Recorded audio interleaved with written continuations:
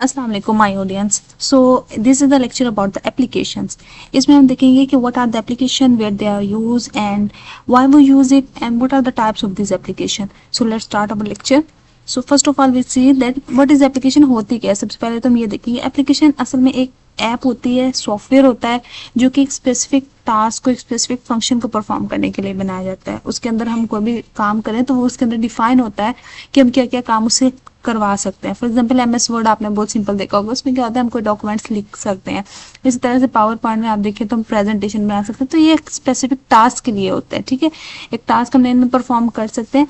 तो वो task perform करने के लिए उससे पहले उसके अंदर कुछ इंस्ट्रक्शंस लिखी जाती हैं। जब वो इंस्ट्रक्शन एग्जीक्यूट होती हैं आपके कंप्यूटर पे, लैपटॉप पे, डेस्कटॉप पे, डिवाइस पे, किसी भी टैबलेट पे, मोबाइल पे, तो वो जैसे इंस्ट्रक्शन एग्जीक्यूट होती है तो वो अपना टास्क परफॉर्म करते हैं और आप जो है उससे अपना अपना जो भी रिक्वायर्ड आपने काम करवाना होता है आप उससे वो करवा लेते हैं, ठीक है। इसी तरह से अगर आपने जीमेल देखा होगा तो उसका काम क्या होता है, उसके अंदर हमें ईमेल्स रिसीव होती हैं। आपने कैपकट देखा होगा, उसके अंदर हम क्या करते हैं, वीडियो की एडिटिंग वगैरह कर सकते हैं। इसी तरह कैम स्कैनर में हम इमेजेस को कंप्रेस कर सकते हैं, उनकी क्वालिटी अच्छी कर सकते हैं। तो देर आर डिफरेंट एप्लीकेशन जो कि हर एप्लीकेशन एक अलग से स्पेसिफिक टास्क परफॉर्म करने के लिए बनाई जाती है। तो यहाँ पे अगर हम देखें तो हमारे पास कुछ डेस्कटॉप एप्लीकेशन होती हैं, कुछ वेब एप्लीकेशन होती हैं और कुछ mobile application. Web application basically वो एप्लीकेशन होते हैं जिनको हम वेब ब्राउजर के थ्रू एक्सेस कर सकते हैं, वेब के थ्रू, ठीक है। वेबसाइट्स बनी होती हैं उनके, उनको एक्सेस, उन वेबसाइट पे क्लिक करते हैं, हमारे पास वो पूरी की पूरी एक ऐप हमारे पास खुल के आ जाती है और हम वहाँ पे टास्क परफॉर्म कर सकते हैं। ये ऑनलाइन होते हैं, इनको हमें अपने किसी भी कंप्यूटर पे, लैपटॉप पे, डेस्कटॉप पे या मोबाइल पे इंस्टॉल करने की जरूरत नहीं होती। इनको हम ब्राउजर के थ्रू एक्सेस कर सकते हैं। वो ब्राउजर आपके मोबाइल का भी हो सकता है, वो आपके लैपटॉप या डेस्कटॉप का भी हो सकता है। आप सिंपल वहां से जाते हैं, उसको एक्सेस करते हैं, अपना काम कराते हैं, उसके बाद क्लोज कर देते हैं। कोई आपको हैक नहीं होती कि मैंने इसको किस तरह से डाउनलोड करना है या इंस्टॉल करना है। तो वो तो सिंपल वेब एप्लीकेशन होती है। तो अभी हम थोड़ी सी इनकी डिटेल देख लेते हैं कि वेब एप्लीकेशन क्या होती है। वेब एप्लीकेशन आर्किटेक्चर क्या होता है। Software program that run on a remote server and is accessed via web browser over the internet और इंट्रानेट। इसमें होता है कि ये सॉफ्टवेयर होता है जो कि किसी और सर्वर पे चल रहा होता है, आपके अपने डिवाइस पे नहीं चल रहा होता, उसका कोई भी हार्डवेयर वो यूज नहीं कर रहा होता। आप उसको जैसे ही ओपन करते हैं वो किसी और सर्वर पे चलना शुरू हो जाता है, जिस सर्वर पे उसको डिप्लॉय किया जाता है, और आप इंटरनेट के थ्रू उसको अपने वेब ब्राउजर में एक्सेस कर सकते हैं। इंटरनेट भी है, इंटरनेट भी। इंटरनेट होता है कि with in a specific range आपने जो अपना इंटरनेट डिजाइन किया होता है, ठीक है। Do not require any download और installation on the client side. जिस डिवाइस पे आप उसको एक्सेस कर रहे हैं उस डिवाइस पे आपको डाउनलोड या इंस्टॉल करने की जरूरत नहीं होती।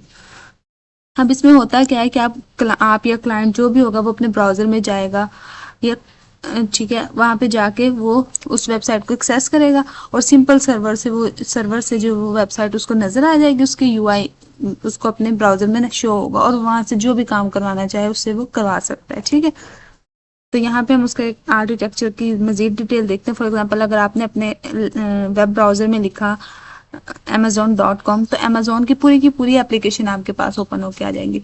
उसका UI आपके पास पहले आ जाएगा। उस पर अगर आपने फिर अपना अकाउंट बनाना है, वो आपके ऑथेंटिकेशन करेगा, ठीक है। तो वो फिर उसका बैकएंड रन करना शुरू हो जाएगा। अगर आपने वहां पे प्रोडक्ट को बाय या परचेज करनी है तो वो उसके फिर डेटाबेस से डाटा एक्सेस होना शुरू हो जाएगा। तो इस तरह से उसका फिर जितना भी काम होगा वो किसी और सर्वर पे, वो वहां पे रन होने शुरू हो जाएगी एप्लीकेशन। आपको सारे के सारा अपने वेब ब्राउजर पे शो होगा। जैसे ही आप उस टैब को क्लोज करेंगे वो सारे की सारी जो भी वेबसाइट होगी, एप्लीकेशन होगी, वो बंद हो जाएगी, ठीक है। फिर आप उसमें कोई काम नहीं कर सकते। लेकिन अगर आप अपने डिवाइस पे जाके देखें तो आपकी डिवाइस में भी कोई चेंजिंग नहीं होगी, क्योंकि वो आपकी डिवाइस पे इंस्टॉल ही नहीं हुई। अब इसमें देखें तो यहाँ पे ब्राउजर में क्लाइंट ने एक्सेस किया amazon.com, यहाँ से उसके पास फ्रंट एंड iOS एप्लीकेशन का। लेकिन जैसे उसने ऑथेंटिकेशन करनी है, वहां पे अपना अकाउंट लॉगिन करना है या साइन इन करना है, साइन अप करना है, ठीक है। तो वो क्या होगा, उसकी ऑथेंटिकेशन होगी कि इस यूजर का अगर ऑलरेडी अकाउंट एग्जिस्ट कर रहा है तो इसको हम लॉगिन करवा देते हैं, अगर नहीं है तो वो अपना अकाउंट क्रिएट करे। तो ऑथेंटिकेशन की लाइब्रेरी वहां पे सर्वर पे रन होगी, ठीक है। इसी तरह से अगर आपने कोई सेल करने है, परचेज करनी है, तो वो वाली लाइब्रेरी वहां पे रन होगी, फिर आप वहां पे सेल कर सकते हैं, परचेजिंग कर सकते हैं। यूजर को फ्रंट एंड पे कुछ नहीं दिखाई दे रहा होगा, उसके लिए सिंपल वो बिल्कुल स्मूथ वेबसाइट चल रही होगी, बिल्कुल एग्जीक्यूशन उसकी अच्छी हो रही होगी। लेकिन बैकएंड पे जो उसकी लॉजिक्स लग रही होंगी वो यहाँ पे लाइब्रेरीज के थ्रू लगी होंगी, ठीक है। इसी तरह से अगर आपने कोई लॉजिक लेयर लगानी है है तो यहाँ पे कोई लॉजिक की लाइब्रेरी चलेगी। अगर आपने वहाँ पे पेमेंट करनी है, किसी बैंक के थ्रू करनी है, जैज कैश करनी है, या किसी भी और तरह से आपने ऑनलाइन उसकी पेमेंट करनी है, तो वो ऑनलाइन पेमेंट वाली जो लाइब्रेरी है वो यहाँ पे इंस्टॉल होना शुरू हो जाएगी। ठीक है, उसके बाद अगर आपने वहाँ से कोई डाटा देखना है कि इनके पास क्या क्या प्रोडक्ट्स अवेलेबल हैं, तो वो सारे का सारा डाटा जो है वो डाटाबेस से उठा के ला देगा। या अगर आपने देखना है कि मैंने पहले क्या क्या परचेज कर चुकी हूँ मैं यहाँ पे, तो वो सारा का सारा जो भी डाटाबेस के अंदर डाटा होगा जो आप एक्सेस करना चाहेंगे, वो यहाँ से डाटाबेस से डाटा एक्सेस लाइब्रेरी के थ्रू आपको आपके यूआई पे यानी ब्राउजर पे नजर आना शुरू हो जाएगा। ठीक है, तो ये आगे कुछ टूल्स हैं कि वेब एप्लीकेशंस के क्या क्या टूल्स हो सकते हैं, मतलब उसका फ्रंट एंड किस में लिखा जाएगा, बैक एंड पे किस में लिखा जाएगा, और कौन कौन सी एप्लीकेशन है जो हमें एज अ वेब के थ्रू हम एक्सेस कर सकते हैं। तो वेब एप्लीकेशन जो है वो उनका बेसिक जो फ्रंट एंड का कोड होता है HTML CSS Java TypeScript React Angular Vue Bootstrap talent CSS इनमें लिखा जाता है। लेकिन जो बैक एंड की लैंग्वेज होती है उसके लिए पाइथन Node.js रूबी PHP लारावाल जावा .NET वगैरह ये वाली बैकएंड के लिए लैंग्वेजेस यूज होती हैं। अगर आपने सीखना है फ्रंट एंड सीखना है तो आप पहले इसको सीखें, फिर आप बैकएंड को सीखें, देन आप डेटाबेसिस की तरफ जाएं, देन आप अपने कंप्लीट सॉफ्टवेयर एप्लीकेशन बना सकते हैं। उसके बाद डेटाबेसेस में आपके पास MySQL होती है, PostgreSQL होती है, MongoDB, Oracle और भी बहुत ज़्यादा होती है, लेकिन ये बहुत फेमस है जो कि फ्रंट एंड बैक एंड और डेटाबेसेस के लिए यूज होती हैं। ठीक है, फ्रंट एंड का काम क्या होता है? फ्रंट एंड का काम होता है वो चीज़ जो कि यूजर को अपने ब्राउजर पे नजर आए, यूजर को अपनी स्क्रीन पे नजर आए, बस उसको पता हो। फॉर एग्जांपल आपने कोई भी वेबसाइट एक्सेस की है तो वो जो सारी चीज़ें आपको अपने ब्राउजर में या यूआई पे नजर आ रही होंगी वो आपका फ्रंट एंड होगा। लेकिन जैसे ही आप किसी एक टैब पे क्लिक करेंगे तो उसके पीछे जो लॉजिक है आपको ऑथेंटिकेशन करनी है, या अगर आप कोई फॉर्म फिल कर रहे हैं तो वो आपको कह देता है कि इस फॉर्म में ये आपकी फील्ड जो है वो मैंडेटरी है, कंपलसरी, आपने ये फील्ड इंटर नहीं किया, आप पहले इसको इंटर कर दे, फिर हम आपको नेक्स्ट पेज पे लॉगिन करवा देंगे या नेक्स्ट पेज पे मूव करवा देंगे। तो वो उसमें वो जो लॉजिक लगाना कि किस तरह से यूजर को ये बताया जाए कि पहले आप मैंडेटरी फील्ड्स को कंप्लीट करें then we will move to the next, तो वो जो लॉजिक इस तरह की जितनी भी आपकी लॉजिक लगनी है वो सारी की सारी आपके पास किस में हो जाएंगी, सर्वर साइड में। ठीक है, एपीआई कॉलिंग वगैरह जो भी होगी वो आपका ये सारा बैकएंड का कोड होगा। उसके बाद डाटा को किस तरह से जब आप किसी भी एप्लीकेशन के अंदर आप डाटा जब इंटर कर देते हैं अमेजोन की या फिर हम बहुत सी ई-कॉमर्स वेबसाइट्स में देखें तो वहां पे बहुत ज्यादा डाटा होता है। ठीक है, बेसिकली आप किसी कंपनी की वेबसाइट उठा के देख लें तो उस कंपनी के अंदर वो अपने प्रोडक्ट्स दिखाएंगे, तो असल में तो वो प्रोडक्ट उस स्क्रीन पे तो नहीं पड़े ना, उनके पास बैकएंड पे पड़े हैं, उनके पास वेयर हाउसेज में पड़े हुए हैं, उनके स्टोर्स में पड़े हुए हैं। तो वो वहां वहां से किस तरह से वहां से डाटा को हम प्रोडक्ट्स को हैंडल करेंगे, कितनी क्वांटिटी है उतनी ही यूजर को दिखाई जाए। अगर कोई हमारे पास जो है प्रोडक्ट्स होल्ड आउट हो गए तो यूजर को बताया जाए कि हमारे पास अब ये मजीद नहीं है। तो वो जो प्रोडक्ट के बारे में जितनी भी इंफॉर्मेशन है वो सारी डाटाबेस के अंदर हैंडल होती है। ठीक है, तो हमारे पास जितनी जो जो एप्लीकेशन है कौन कौन सी है कि जिनको हम ब्राउजर के थ्रू एक्सेस कर सकते हैं, तो मल्टीपल आपने देखी होंगी, जीमेल या email, Facebook, Amazon, Google docs. ठीक है, बैंकिंग पोर्टल, आप बैंकिंग एप्स देखते हैं। इसी तरह से e-commerce platform, social media backend, content management system, और आपके पास डाटा जो बैंक्स के थ्रू आप जो अपनी अमाउंट मतलब सेंड एंड रिसीव करते हैं, तो वो क्या होता है, वो आपके पास एक ट्रांजैक्शन हो रही होती है। और वो ट्रांजैक्शन कैसे होती है, बैंक को क्या पता कि हमारे अब जो बैंक का चेक कर बैठा हुआ है जो आपको पैसे दे रहा है या पैसे ले रहा है, उसको तो नहीं ना पता कि पीछे कितने पैसे हैं कितने नहीं है। तो वो उसका लॉग मेंटेन रखना, उन प्रोडक्ट्स उन पैसों का हिसाब किताब रखना, वो क्या होता है, वो फिर डाटाबेस के अंदर हैंडल किया जाता है और वो डाटाबेस मैनेजर हैंडल कर रहा होता है। आगे आता है हमारे पास डेस्कटॉप एंड मोबाइल एप्लीकेशन। अब हम देख लेते हैं, डेस्कटॉप नाम से जाहिर हो रहा है जो जिसको आप अपने डेस्कटॉप पे इंस्टॉल करेंगे, डाउनलोड करेंगे। ठीक है, पहले आप उसे डाउनलोड करें फिर आप उसको इंस्टॉल करें, वो आपके लोकल कंप्यूटर पे इंस्टॉल हो जाएगा। अगर आपके पास इंटरनेट कनेक्शन नहीं भी है फिर भी आप उस एप्लीकेशन को एक्सेस कर सकते हैं, उसको चला सकते हैं, उससे काम ले सकते हैं। Desktop application is a software that is downloaded and installed directly on a user computer rather than running on a remote. ठीक है, इसमें आपके पास Adobe Excel and multiple more application आ जाती हैं। मोबाइल एप्लीकेशन वो जिनको आप अपने मोबाइल में इंस्टॉल करते हैं। ठीक है, a mobile application is a software application designed to deliver services run on a mobile devices, जो कि आपके मोबाइल डिवाइसेस पे सर्विसेज आपको प्रोवाइड करती हैं, वो मोबाइल एप्लीकेशन होती हैं। ठीक है, अब मोबाइल एप्लीकेशन में भी हमारे पास दो तरह की होती है, एक एंड्रॉयड होती है और एक हमारे पास आईफोन की होती है, एप्पल की होती है। Native mobile apps are built for a specific platform such as iOS and Android. ठीक है, नेटिव एप्स किसको कहते हैं? नेटिव ऐप उन एप्स को कहते हैं जो कि आपकी सिर्फ एक स्पेसिफिक डिवाइस के लिए बनाई जाती हैं। ठीक है, फॉर एग्जांपल एक ऐप है, उसको आप चाहते हैं कि वो सिर्फ एंड्रॉयड पे चले, iOS पे ना चले, यानी एप्पल के जितने भी प्रोडक्ट्स हैं उन पे ना चले, तो वो सिर्फ आप एंड्रॉयड के लिए बना देंगे। ठीक है, इसी तरह से अगर आप चाहते हैं कि वो सिर्फ iOS पे चले और एंड्रॉयड पे ना चले, तो वो एक एंड्रॉयड की ऐप बन जाएगी। लेकिन अगर आप चाहते हैं कि वो दोनों पे चले, तो उसे हम कहते हैं कि क्रॉस प्लेटफॉर्म एप्लीकेशन है, जो कि दोनों मोबाइल और एंड्रॉयड दोनों पे चल जाती है। तो native apps are build for a specific platform such as the iOS या एप्पल के जितने भी प्रोडक्ट होते हैं, और एंड्रॉयड जैसे कि हमारे पास सैमसंग वगैरह हो गया। ठीक है, एग्जांपल उसने दिया है कौन कौन सी मोबाइल एप्लीकेशन है जिनको आप डाउनलोड करते हैं। फेसबुक हो गया, व्हाट्सएप हो गया, गूगल। अब देखिए फेसबुक, व्हाट्सएप जो है उसको आप इंटरनेट से भी एक्सेस कर सकते हैं। तो अगर वो इंटरनेट पे पड़ी हुई है तो वो आपके पास वेब एप्लीकेशन हो जाएगी। लेकिन अगर आपने उसको अपने लोकल डिवाइस में इंस्टॉल कर लिया तो वो आपके पास डेस्कटॉप एप्लीकेशन हो जाएगी। और आप देखेंगे कि जितनी भी ऐसी जो वेबसाइट्स होती हैं जैसे कि फेसबुक वगैरह, जो कि हमारे पास रियल टाइम चलती हैं, तो इनको हम डाउनलोड नहीं करते मोस्टली, क्योंकि हमारे पास रियल टाइम इंफॉर्मेशन नहीं आती, तो ऐसी एप्लीकेशन डाउनलोड नहीं होती। इसी तरह से वो एप्लीकेशन गूगल मैप्स, ठीक है, विदाउट इंटरनेट जो है हम इनको एक्सेस नहीं कर सकते। आप इनको डाउनलोड तो कर लेंगे, लेकिन इनको डाउनलोड करने के बाद अगर आप इंटरनेट कनेक्शन प्रोवाइड नहीं करेंगे तो इनका कोई फ़ायदा नहीं है, क्योंकि इनके अंदर रियल टाइम जो आपके पास डाटा है वो कलेक्ट नहीं होगा। अब हम देख लेते हैं कि मोबाइल एप्लीकेशन डेवलपमेंट टूल्स कौन कौन से हैं, यानी कौन कौन से हमें लैंग्वेज सीखनी पड़ेगी कि हम मोबाइल एप्लीकेशन कर सकते हैं।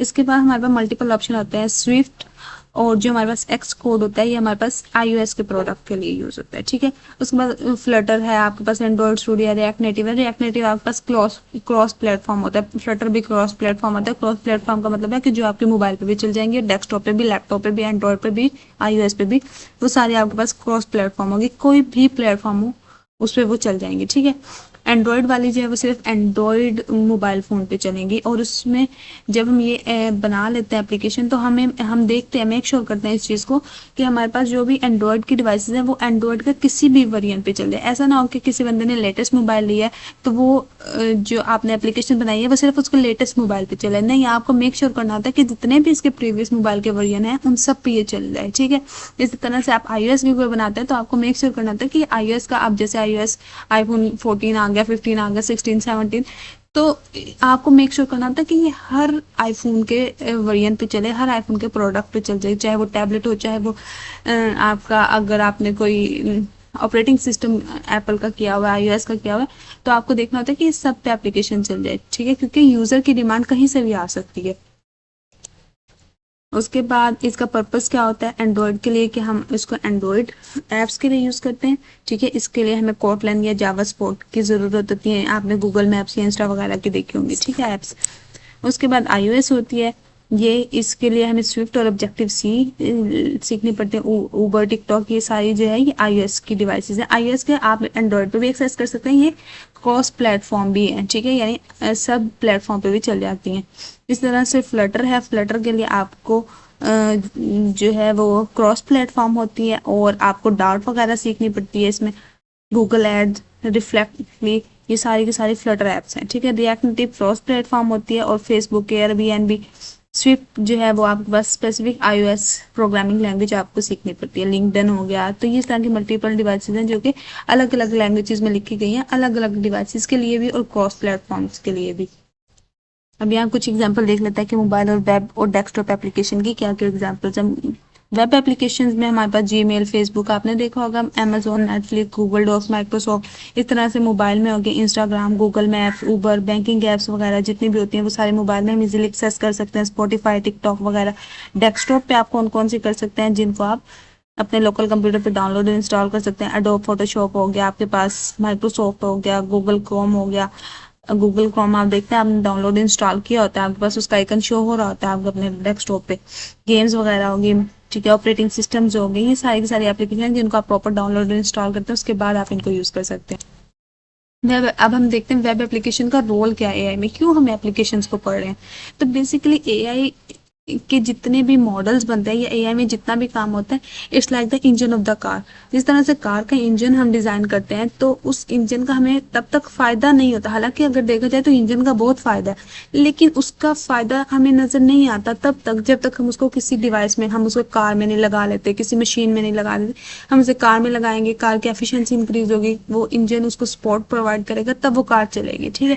तो अगर वो कहीं पे किसी एक स्पेसिफिक डिवाइस में या प्रोडक्ट में लग जाता है तब हमें उसका फायदा नजर आता है, ठीक है। अदरवाइज वो खुद भी इतना कैपेबल है, वो इतना एफिशिएंट होता है इंजन, लेकिन वो उसकी एफिशिएंसी सारी ज़ाया हो जाती है जब तक हम उसको कहीं डिप्लॉय नहीं करते। In the same way AI में जितना भी काम होता है, एआई के जितने भी मॉडल्स ट्रेनिंग वगैरह होती है, वो सारी की सारी like the engine back and होता है, ठीक है। जब तक आप उसको कहीं इंटीग्रेट नहीं करेंगे तो यूजर जो है, जो ले मैन है, वो उसको एक्सेस नहीं कर सकेगा।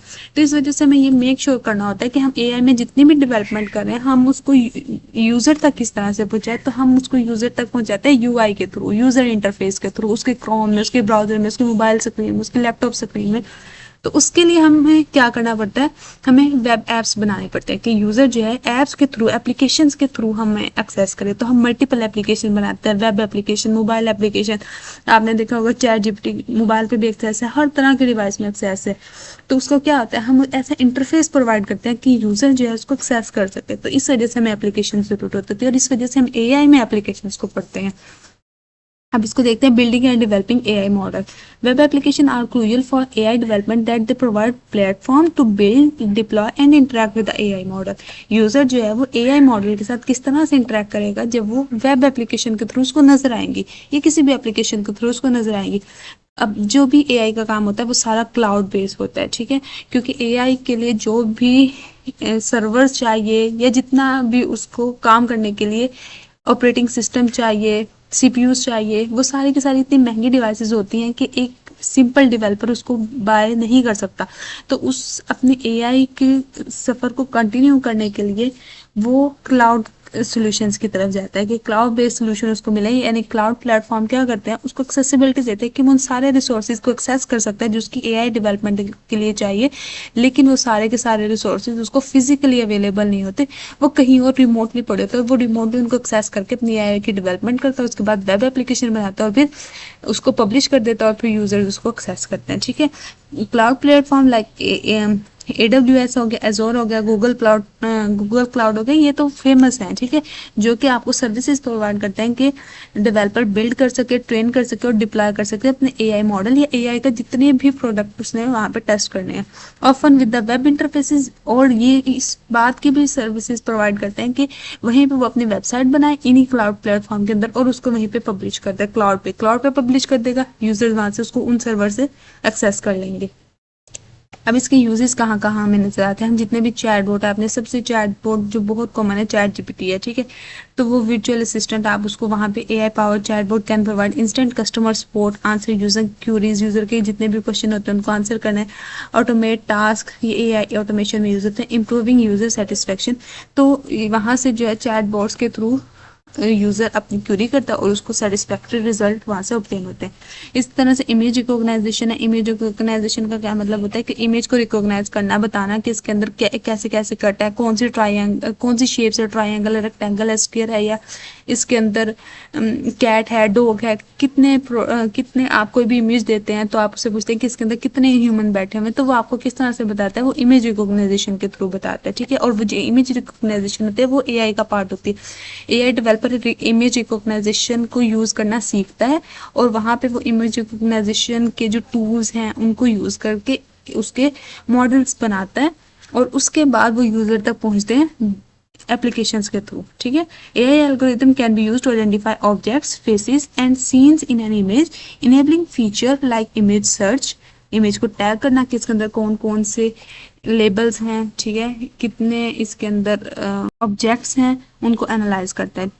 उसके बाद आता है एनएलपी। एनएलपी जो है नेचुरल लैंग्वेज, ये लैंग्वेज पे काम करता है, ठीक है, कि आपकी लैंग्वेज ट्रांसलेशन कर ली, लैंग्वेज समराइजेशन करनी, तो ये एक सारे काम जो है वो एआई के थ्रू हो गए। वॉइस रिकॉग्नाइजेशन, वॉइस को रिकॉग्नाइज करना, उसको किसी और वॉइस में चेंज कर देना, उसको टेक्स्ट में चेंज कर देना, इस तरह से ये वॉइस रिकॉग्नाइजेशन का काम हो गया। टास्क ऑटोमेशन, जो ऑटोमेट काम होते हैं उनको टास्क ऑटोमेशन, एआई ऑटोमेशन के थ्रू किया जाता है, रिपीटेटिव काम को, ताकि टाइम कंज्यूमिंग की जा सके, टाइम को बचाया जा सके, ठीक है। इसी तरह से workflow optimization, workflows को किस तरह से ऑप्टिमाइज किया जाएगा, उनको किस तरह से स्ट्रीमलाइन किया जाएगा, पाइपलाइनिंग कैसे की जाएगी, कोड कैसे आप ऑटोमेटिकली जनरेट कर सकते हैं, किसी को ईमेल सेंड करनी है ऑटोमेटिकली वो कैसे सेंड कर सकते हैं, तो ये सारे काम एआई के थ्रू ये सारे काम होंगे और बहुत अच्छा इंटरफेस यूजर को प्रोवाइड करेंगे। बैकएंड पे सारी ये वाले जो है प्रोसेसेस चल रहे होते हैं, एनएलपी चल रहा है, इमेज रिकॉग्नाइजेशन चल रहा है, वॉइस रिकॉग्नाइजेशन चल रहा है, एआई ऑटोमेशन चल रहा है, लेकिन फ्रंट एंड पे यूजर को जैसे नजर आता है वो एक चैटबॉट की सूरत में नजर आता है, वर्चुअल असिस्टेंट की सूरत में नजर आता है।